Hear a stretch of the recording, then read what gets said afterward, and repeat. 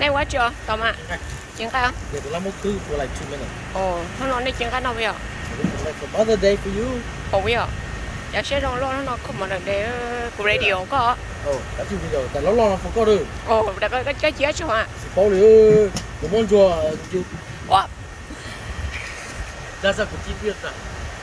nó nói rộn rã nữa, rong có thì tiếc cho mà lại tiếc chứ. Cái thay đổi trên đây cái món đông hơn. Đâu mà rong có thì tiếc nữa. Nó nào mà rong có chụp lờ. Mình đông đâu thì tiếc.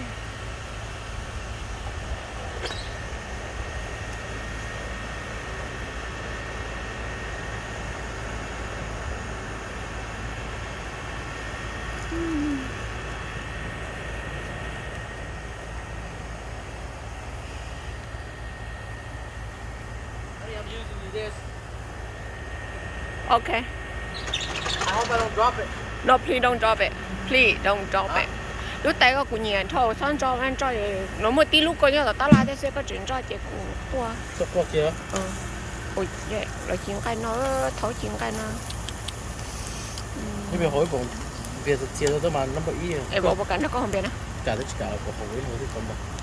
Cái nào có, chả bố sẽ xá, bố giờ khó tới Rồi à? Rồi à? Cho coi có tôm cũng tôm một xíu. Thế là có mất khí vậy hả? Có không? Dạ có mắc khí đâu mắc khí. Thôi. Không cái chỉ tôi của cho được à? Ồ cho kia có sợ. Ồ sẽ nó thấu xí, không muốn chua, không muốn chua nó hay cái gì này tao nói chua chả. Chả nó gì mất. Đâu luôn rồi. Không mình đợi chi có cửa à.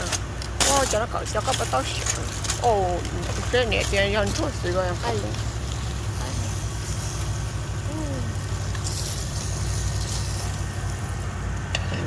Chỉ là đi á. Bây giờ này giờ chỉ mới ra tôm món nó hay chỉ chỉ mới ra của tôm món nó. Ủa thì cũng non chỉ lỗ.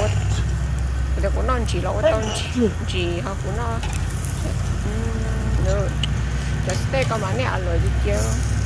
Bộ này mà nó mới yên này kia này bé tu nữa nè. Alo.